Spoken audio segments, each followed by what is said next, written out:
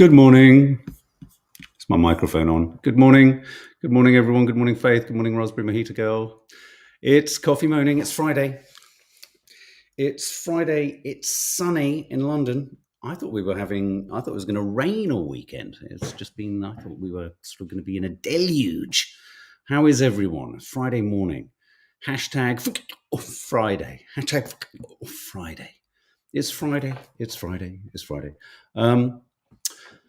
One day closer to Crimbo, guys.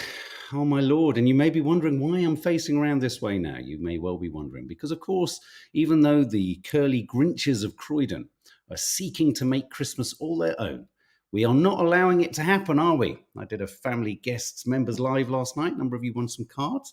Have we got the card at hand? Where's the card? Let me just get this for you.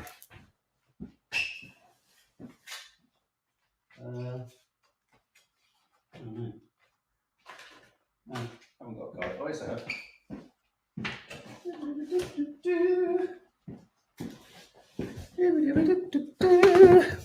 There you go. Sorry to have left you. If you're listening on what's it called? Podcast, then I just walked over there. Yeah. You could win one of. I'm just going to show it quickly. Those. So there you go. Some of those will be going out to those winners last night. Missed the family live last night. Sarah Withington, you missed out on such great fun. Sort of cozying down in the middle of a dark alley in southeast London, wondering whether at any point I was going to be carjacked. It was cracking. Hi, Alice Kearney. Welcome back. Curly Grinches of Croydon. That's it. Curly Grinches of Croydon. If you're watching, Dina, I'm watching you. I'm watching you. Prepare. In fact, talking of which, curious. Toffee seems to have left her kind of sentry post. Anyway, how are we all? Are we all good? It's a busy, busy weekend incoming. Glenda the good bitch. You'll have to watch Vlogmas to find out if it went up and ended okay. I think the chalet is going to be all right, but if you watch last night's Vlogmas, I don't think the house will be. Hilary Daly, I was. My partner would be crazy if I stapled the chalet to the wall. I think Dina just had a few tequilas and just went for it. And Nadia just didn't care. Off to see Wonka, Sarah. I'm so trying desperately to find 2 hours this weekend where I can get out and see that. It'd be a nice one to, it feels like it'd be festive. It'd be a nice review to do. But my God, it's tight. Rachel Gadd, good morning. Happy Christmas to all, and thank you for all you do. Thank you, Rachel. Thank you. Thank you for joining us. So I've got a few clips to show you later today. What are we talking about? Philip Schofield dodges inquiry. The ITV inquiry, in fact, revealed its findings on the Toxic Culture Act this morning. Keir Starmer was confronted on a train to Scotland by a pro-Palestinian protester. We're going to be talking about that. Has anyone heard of Baldur's Gate? It's won the gaming award. The reason I popped that in the title was gaming is such a huge part of YouTube, gamers and gaming. I would have been hooked like a nut job into this stuff once upon a time. But sometimes I just think, you know what? Sometimes playing a computer game could be, for some people, their mindfulness. We're going to be mentioning briefly or remembering Benjamin Zephaniah, the poet, actor, writer, who tragically passed away this week. And yeah, brief update on, of course, the Israel-Gaza crisis, which will kind of intercept because we're talking about Keir Starmer being called out, if you like, on the way to Scotland. So she's on loose today, Hanny. She does loose on Fridays. So guys, this morning toxic culture. So this is the report. Obviously, this is all spiraled out of or spilt out of the controversy. Was there a controversy? Was it all too much hysteria? Was what did everyone lose their shit too much? Were we right to be annoyed? All that kind of stuff. This is the inquiry into whether at ITV, or certainly specifically on a programme this morning, whether the work environment was one in which toxicity existed. It allowed Philip Schofield to have an potentially, allegedly, you could argue, sort of power balanced, exploitative relationship. Were people too afraid to say anything? All this kind of stuff. Now, when this report landed yesterday, it made me chuckle because nothing about it surprised me in the slightest. Well, of course, if the broadcaster were going to pull in a set of investigators who have defended the broadcaster in the past, it's not particularly about ITV, but it's then I had no belief this was going to turn up anything else. But going back to this idea that we've talked about in the past, this idea that when sometimes people say, I'm not suggesting there is a cover-up, by the way, but what I'm saying is it's interesting that the headlines that are running around are these, that this Morning Star feared for jobs if they spoke out over Philip Schofield's affair. And then it's almost like in the headlines or in the statement that people were fearful to talk out about things. And then the report says no one knew anything. Only one person potentially knew something. And then to say everyone was too scared to talk out, and then no one's talked out because there's nothing to say, makes you wonder whether they're still too scared to talk out. It felt like embedded within how the inquiry said there's no news here. It felt like there was news here. Didn't you feel it was odd? I just feel it's odd. I feel it's strange. People were too scared to say anything. And that needs to change. But no one said anything. So there was nothing that happened. But how do we know that they didn't say anything? Because they're still too scared to say anything.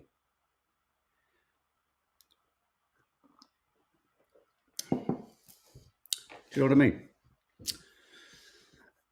Lizzie Russell, the culture around the Philip Schofield thing is really worrying for not only what's still there to say, but also other industries with potentially the same cultures. Exactly. This is one of the issues, isn't it? My thing on it is when you've got the police investigating the police, or if you've got a set of lawyers who've worked for a broadcaster investigating the same broadcasters, or if you've got people in their own business, you've got to get someone else in, get an independent inquiry in to do it. But then if it's based upon what people are saying, and there is a culture in most industries of people worried about the implications for their job, then how do you know that's not enacting or happening in the process of the inquiry? How can you say people are afraid to talk and then not think that might have some bearing on what's been said to you? Anyway, the interesting detail in all of it was that Philip Schofield himself declined to take part in the review because of a risk to health. This is the idea that he's in such a bad place that he reluctantly declined. And of course, let's not forget, he admitted to what he described as an unwise but not illegal relationship. Jane Mulcahy, KC, said of 48 people interviewed, only one reported any knowledge of the affair, a former junior member of staff. She said many employees remain convinced that to speak out. Now, this is the point. So she said many junior employees remain convinced that to speak out will have a detrimental impact on their careers. I don't see how you can say that as a finding of an inquiry and not think that may have informed what information you were given. Capture that grade. There was a phrase in the report that says even the main talent should follow the rules, surely including the main talent, not even. Good point. Good point. There's also talk at the same time that Holly Willoughby might be going back to that vital show, Dancing on Ice, or Dancing on Knives.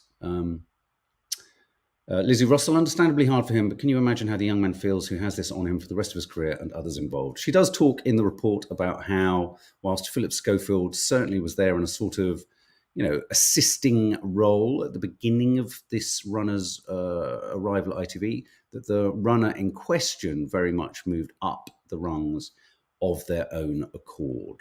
I suppose all I feel about all of this is it just feels like management speak, having spoken to managers who've given management speak. So there you go.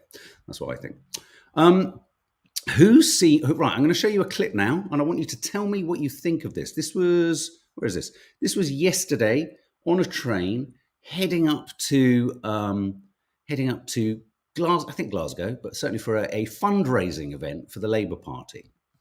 How many more children in Palestine have to die before you call for a ceasefire? Over 7,000 children have died over 7,000 children have been slaughtered by Israel. This is unacceptable. What happened to human rights? What happened to democracy? We call for peace, we call for democracy. We don't see any of that when it comes to the Palestinians. 7,000 children, how many more have to die? 20,000 people, how many more people have to die? This is unacceptable. Where is your humanity? Sir, where is your humanity? Please don't touch me. Please do not touch me. I'm not doing anything wrong. Okay, I'm not doing anything wrong. This is I've paid for a ticket. I'm on the train. Transport police.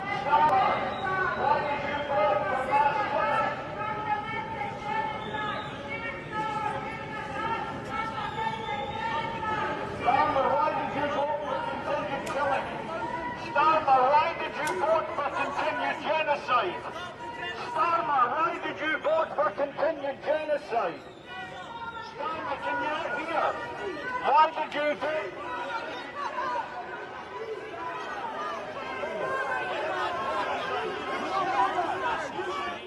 Starmer, you should be in prison.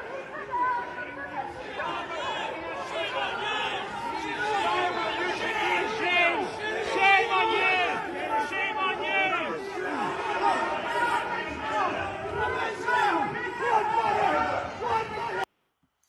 I think we get the idea. So the chap on the train, I've seen a longer clip of the chap on the train who continues to kind of remonstrate with Keir Starmer as he comes off the train and onto the platform. It's a tricky one, this, isn't it? Because I can see how, and we can all see how, you know, obviously getting off the train there, a couple of arrests have been made. Arrests after Keir Starmer confronted by pro-Palestinian activists in Glasgow. He was met with shouts, as you heard, of "You're facilitating Israel's genocide in Gaza. You should be in prison," etc. I think what this speaks to, a couple of things here.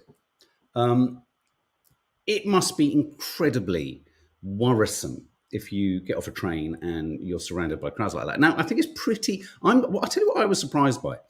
Before we get onto the Palestinian thing, I was surprised by the fact that he didn't have a sort of stronger security. I mean, he's got security there, but I was amazed that he was as sort of, in a sense, vulnerable as he is, because it's quite clear from all the polls, regardless of what we think of his current policy on Palestine, that he's going to be the next prime minister, or certainly Labour are going to be the next government. So you're very much looking there at the leader of the country. And so I was struck, if I'm honest, forgetting his political persuasion, forgetting his political policies, by how vulnerable he appeared. It's a very good point. It's still safer than those in Palestine, absolutely.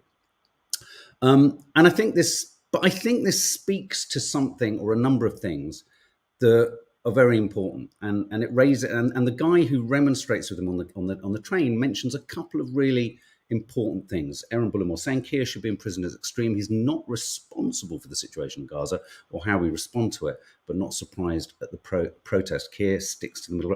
Well, I think he's partly responsible for the lack of any increase. But here's the facts of the matter: if the UK and the US were to exert more pressure on Israel to conduct a ceasefire or start a ceasefire, there's no two ways about it. Benjamin Netanyahu would not observe that, but at the very least, the US and the UK would be sat alongside, as we've talked many times before, approximately 120 to 140 other countries in the world that also believe a ceasefire is what's required here. Again, I think we've kind of come out of this era of thinking to call for a ceasefire is to somehow say you support Hamas, because I don't even understand that comprehension. It's such a fallacy and such a passive-aggressive way to silence criticism over a strategic policy of a country that has gone too far. I mean, there's no two ways about it. It's like for all of the, we're getting to a point now that, God forbid the atrocities of October the 7th had continued for another day and another day. We've seen an appropriate outrage, absolutely appropriate outrage at what happened on October the 7th. But we're not. But if that was to have continued day after day after day after day, as it has done in reverse for Palestine, it's just quite remarkable that there's no comparison between the situation for the innocents involved. The thing that the guy also says to him on the train is, our democratic right. I think this speaks to a frustration that our system allows no, in a sense, dialogue with the excuse me, with the policymakers of this excuse me, sorry. The system we have allows for no dialogue. There's this sort of saying we live in a democracy, we have zero capacity to express our opinion because, as the marches have proved, no one listens. Doesn't matter. Doesn't matter what huge swathes of people think. It just, thank you, bless you. It does. It seems to not matter. And so I think, I think the guy on the train was much, much more politer, but firmer. I think it did get out of hand on the platform.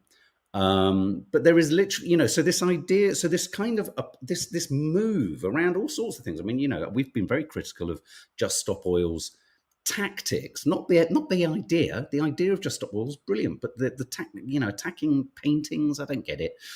Stopping people going about their ordinary lives, don't get it. Go for big business, absolutely. But I just sometimes think that we are. If you feel something strongly and you feel that a wrong is being done, and it's easy for the majority of the Daily Mail readers for whom the status quo serves them, and being a sort of, and I'm being kind of stereotypical here, but being a sort of relatively, I don't know, middle class, Middle England paper, most things in life kind of come quite easily to the Daily Mail readers. It's easy to say, well, we should stop these people protesting, but for what? But for people who don't feel they've got a voice, what can you do? What can you do? Which then nudges us, if we can feel that on a small scale in this country, to the point, welcome to my gay world, Tez, absolutely, so many minorities and cultural groups that just feel maligned, marginalized, and have no voice. So if we're feeling that a bit here, and we have to go to the lengths of, I don't know, accosting the leader of the opposition on a train in order to make our voice heard, take that and then times it by a gazillion, to then try and understand what the Palestinians are feeling, because this terrible conflation has happened now, that what we're saying is that because the Gazans, rightly or wrongly in the world, we don't agree with most people don't agree with Netanyahu. Most Israelis don't agree with Netanyahu, but he's their leader somehow. Most people in America, or a lot of people in America, didn't agree with Trump, but he was the president. Biden, a lot of people don't agree with him. He's the president. It doesn't mean you just go, oh, well, you decided that you support them, therefore you can't, whether we like it or not, for whatever reasons, people in Gaza voted for, a political group at the time that has is defined as a terrorist group in the rest of the world. And I think this is a really problematic, because what we're kind of saying is, democracy is democracy if we agree with it. Now, the preference would be for Gazans to have not voted for Hamas, that has the potential to do what they did on October the 7th and has terrorist ambitions or a terrorist aspect to it. If we'd prefer them not to vote that way, we have to change the conditions in which they exist. I don't understand how this is not obviously apparent. People turn to the strongest protesting voice if they feel they have no oxygen to say anything. And so what I think is interesting about this is the frustration of people needing to reach someone like Starmer, who, and I have to agree as a Labour voter, I'm staggered that Starmer basically had a 3-line whip threatening to fire people on the shadow bench if they called for a ceasefire. I can't believe it, that you couldn't just call for a ceasefire and then negotiate from there to a place that meant ensuring it doesn't mean a repeat of October the 7th. At what point will we all say enough is enough? 2 months in return for what's happened awfully on October the 7th. At what point do we go, all right, let's stop? Or do we just wait for Netanyahu to stop, and then everyone breathes a sigh of relief, sort of goes a bit quiet and awkward at a party, says nothing to anyone, avoids the vol-au-vents as they're passed around, and then just hopes that we can push on and go, oh, well, there we go, stop, that's good. There's this sense, you're absolutely right, Grace Ann Martin, if you disagree these days that you are somehow wrong. You are not, this idea that we live in a democracy is remarkable. And as I say, we might not like the democracy that they've chosen, but we need to understand where it's come from. How ununderstandable is that? I don't understand. I literally don't understand. So a continued bombardment of a population with notes being dropped, telling them all to basically go to Rafah, which is basically saying let's put an entire population up against a fence in a playground, force them up against the edge, flood the tunnels, bomb the rest of Gaza Strip, and somehow then expect, when you stop doing this, for them all to go, oh, all right, yeah, let's all just sit down and try and make our unarable land produce food for our families, and let's try and not be able to rebuild our buildings with structural support that's not allowed into the country, and let's try and clean our water supply that we have no control over because it's controlled by taps in Israel, and let's try and make sure that we have comms and internet and phones, which we can't because they're being turned off or knocked out. This is no way to defeat Hamas. This is blindingly obvious, simplistic, low-grade pre-GCSE psychology. Not saying they weren't freer to vote. Of course they were freer to vote in Israel. But how free are people in Israel right now to be in opposition to the government? Not at all. Can pick and choose our democracies. We can pick and choose. No one democracy on this planet is truly democratic or perfect. They are all various gradations of an idea. I would argue that ours is one of the least democratic, because what we now have is a Labour Party that can't define its own policies or identity, so it goes chasing after, snuffling away after those people who are a bit dissatisfied with the Conservatives, hoping to get the Conservative crumbs.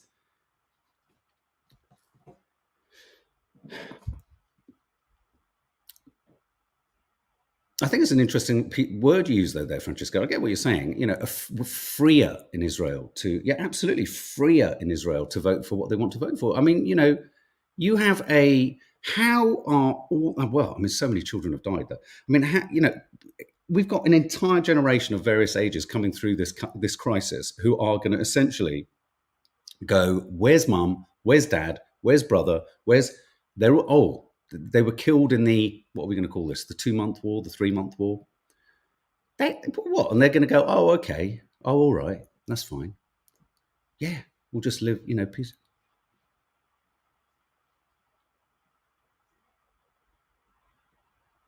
It staggers me how the psychology on this is so simple. That's what leads me to believe there must be such ulterior motives here.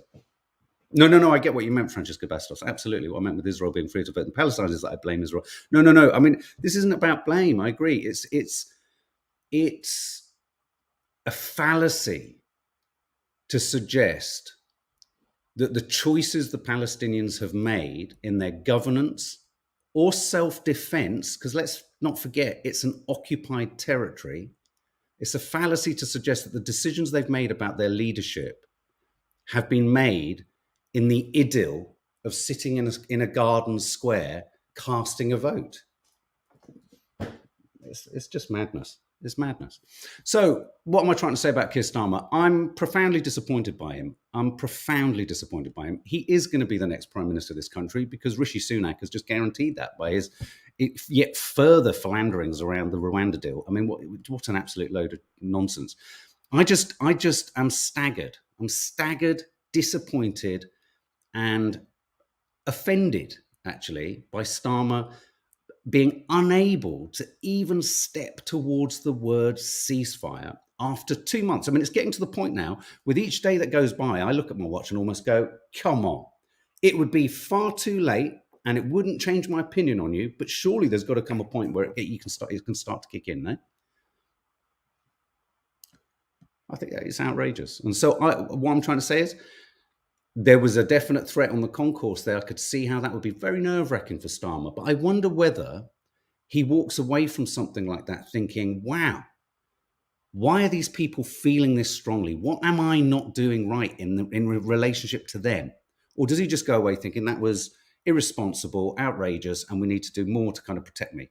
Rather than thinking, it's that thing in an argument. You know, when you have an argument with someone or you tell someone, as a parent, you sort of say, maybe ask yourself why I'm cross. I don't want to be cross, but maybe ask yourself why I'm cross.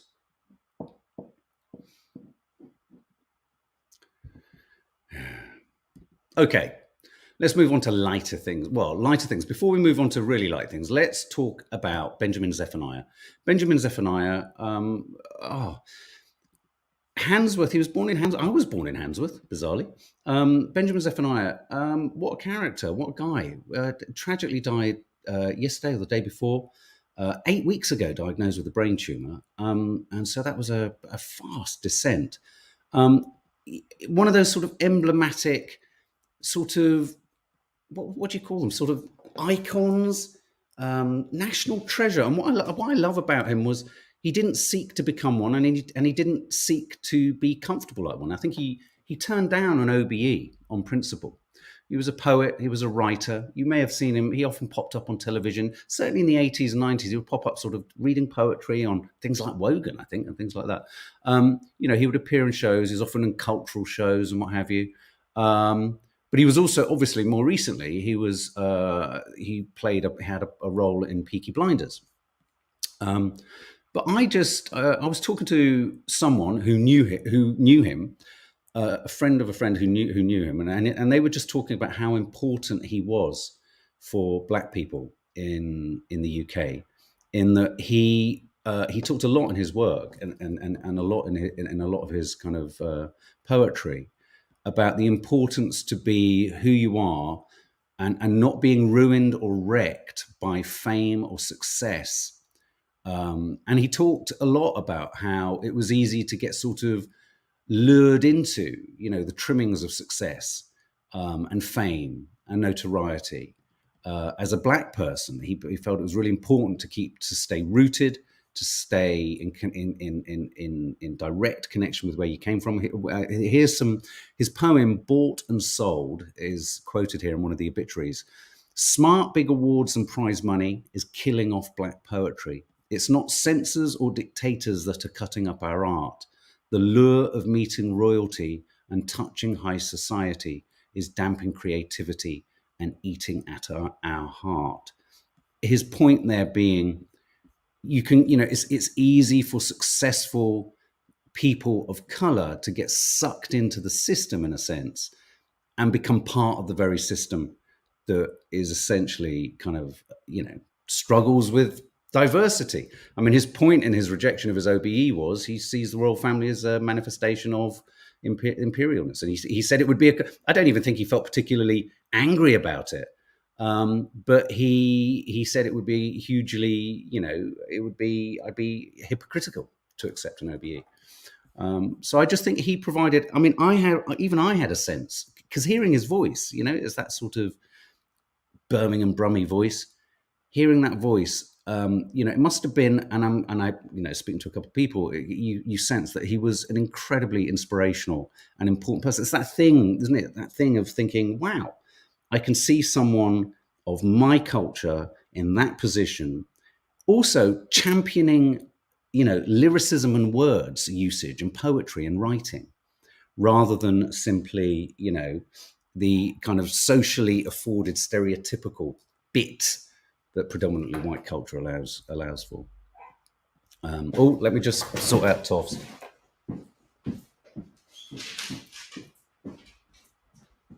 Come on, Toffee. Oh, sorry, I thought she was trying to get out, so I'm still alive.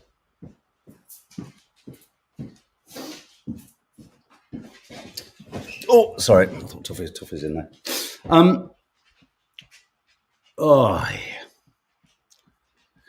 Anyway, there we go. Remembering Benjamin Zephaniah, bless him, and his family. Now, here's a clip. This is in Venice, before we get to the Friday quiz, tourists who refused to stop taking selfies on a gondola in Venice. Well, let's see what happens, shall we?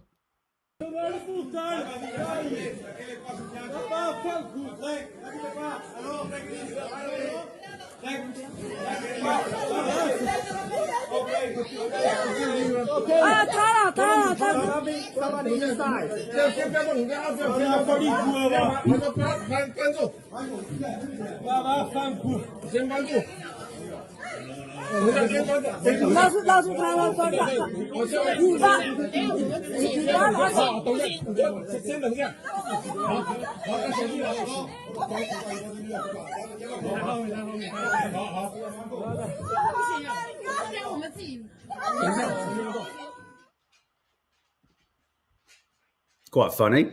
No one was hurt. No one was hurt. I'm just going to pop it up once more whilst I just go to the door.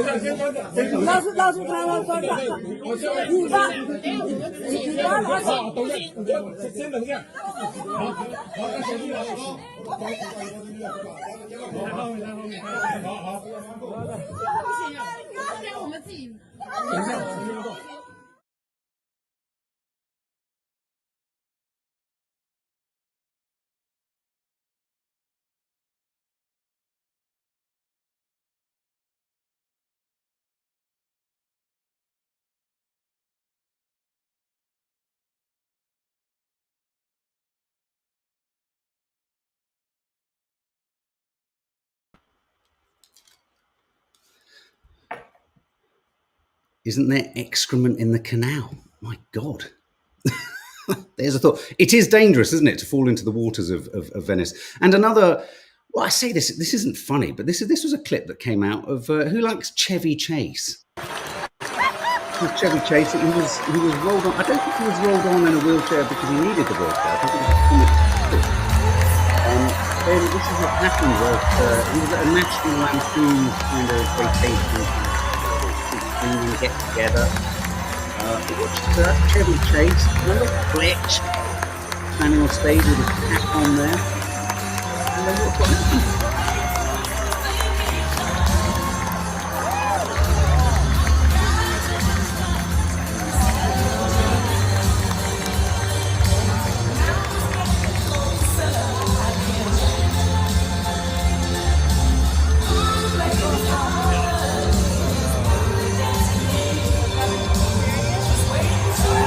And then he sat for the rest of the event with an ice pack on his knee. Seems to be the thing at the moment. Poor old Stephen Fry fell off a stage, didn't he? But yeah, I always liked Chevy Chase. There was something about him I really liked when I was younger. And then I heard he was a bit difficult to work with. And it's sort of like, oh, what a shame. I did see the Pfizer stories. Yeah, apparently encouraging a strange sort of contrary response in some people who'd had them. There's all sorts coming out about the vaccinations, which I'm sure we will touch upon at a later date. And as I said, we were going to mention Game Awards 2023. Baldur's Gate 3 wins Game of the Year. Does that mean anything to anyone? Baldur's Gate. Oh, does anyone here play games? Is anyone here a gamer or know a gamer? Or does anyone have any particular computer games? Or call them computer games, video games? They're not really... Why do they call them video games? They're not videos. Cartridge games. What are they? PC games. What are they? Console games. There you go. Console games. Omar Jones and Zadran absolutely did see the article about the 350 men script. Absolutely. They're diabolical. To be fair, actually, I was quite, relieved to see that even Sky News was running it last night, saying that they're having to look into it. The nature of the footage. VR games. I watch a few gamers. I love being games. Bev Berry, my kids will know Sarah Withington. I love Mario Kart. Yeah, you see, I'm the Atari generation. I played that game E.T., which we then discovered in later years had a bug and you could never get fucking E.T. onto the ship. So how many children of my generation sat in their room with an Atari joystick that was very blunt, trying to get him on a ship and he could never freaking take off? That was frustrating. Okay, let's bring it on to, let's do the quiz, Friday quiz, guys. So for those of you who know, you can get your pens and pencils out or not, or just your mobile phone or whatever. And we're gonna we're going to go through quiz of the week. Faith, if you're here, get going. How old are you, Mark? 53. Good God, 53. Sega brings back memories of my children. Sega. There you go. Okay, so quiz of the week. Oh, interestingly, the first question is about a game. So here we go. Yes, he did, Laurel Nichols. He did get bad backlash. Absolutely, Chevy. Okay, so question one, guys. The world of gaming could barely contain its excitement as the first trailer for Grand Theft Auto 6 was revealed. Can anyone explain to me how this game, it clearly has been made in a sort of, not that, and you know, the freedom of expression means you can make these, but it's astonishing that it's sort of trapped in a moral kind of vault, isn't it? Isn't this the game in which I seem to remember years ago watching someone play it and you can just run over people?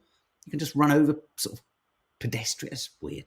Anyway, so the trailer landed. The latest installment of the blockbuster series will feature a female protagonist for the first time since the 1990s. What is her name? Is it A, Gemini, B, Lucia, or C, Mickey? What's the name of the new lead female character in Grand I always want to call it Grand Theft Auto 6. A, Gemini, B, Lucia, or C, Mickey? Hey, Mickey, you're so fine, you blow my mind. Hey, Mickey. Hey, Mickey. This was, of course, the trailer for this was leaked, wasn't it, ahead of time, and then suddenly the producers of the game had to get their scramble like mad and get their version out quite quickly. Having to head off to South Bank. Have a good time down there, Catherine Cronin. It's going to be busy. Georgina Demetrio says B. It is Lucia or Lucia. You're right. Question 2. Robert Jenrick resigned as immigration minister as the Tory party spirals into a death spiral unknown and unseen before in British politics. Robert Jenrick, immigration minister, resigned, saying the government's legislation to send illegal immigrants to Rwanda didn't go far enough. Which of these sentences did he not write in his letter to the Prime Minister? So 2 of these he did, 1 of them he didn't. Which one didn't he? A bill of the kind you're proposing is a triumph of hope over experience. B, I refuse to be another politician who makes promises on immigration but does not keep them. Or C, the Conservative Party faces electoral oblivion in a matter of months if we introduce yet another bill destined to fail. Which of those did he not say? He didn't say one of those. Which one?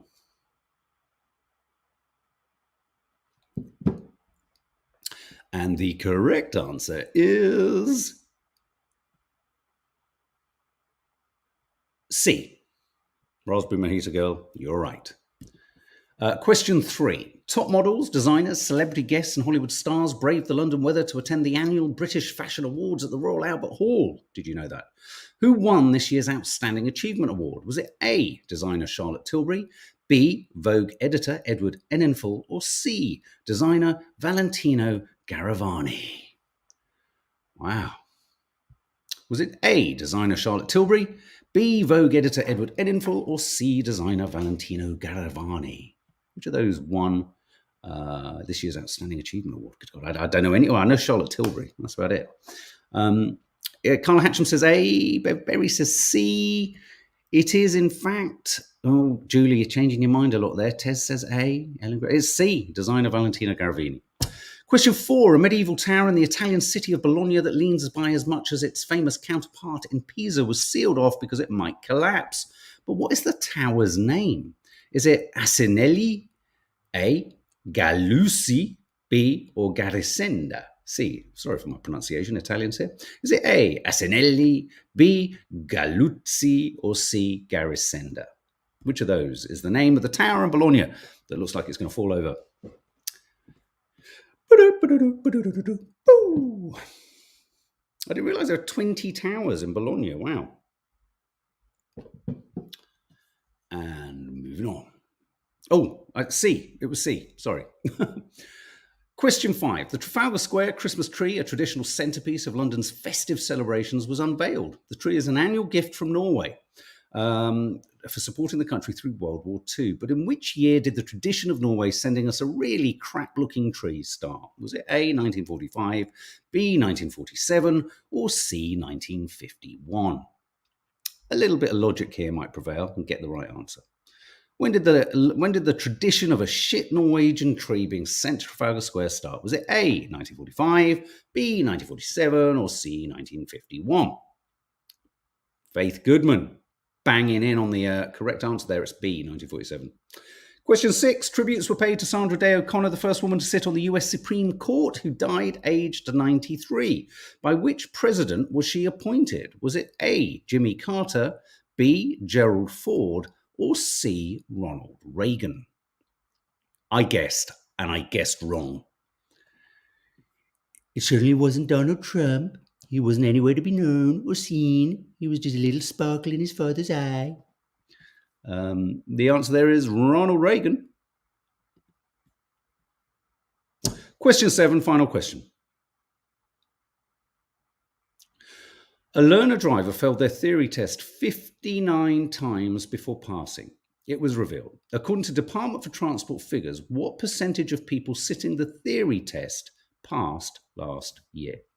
So according to the Department for Transport, what percentage of people sitting the theory test passed last year? Was it A, 44%, B, 65%, or C, 78%? Wow, I guessed incorrectly. What say you, team? It is A, 44%. Good God, that's slightly concerning, isn't it? So there you go, guys. Anyone get 6 or 7? Did anyone get 8? Anyone get 8? 78, Faith. Good God, you must have been playing all day. Elizabeth Gordon, Carla Hatcham, 8. Yeah, A, you were correct, Carla Hatcham. Well done. Okay, guys. Vlogmas will be landing later today. Curly Cooks in the morning. Coffee Moaning Papers. Live No Name Sunday show. Potentially another surprise members live and some cards to win. Hope you have a lovely Friday, guys. Stay safe. And I'm now going to sit here and through the medium of hand waving,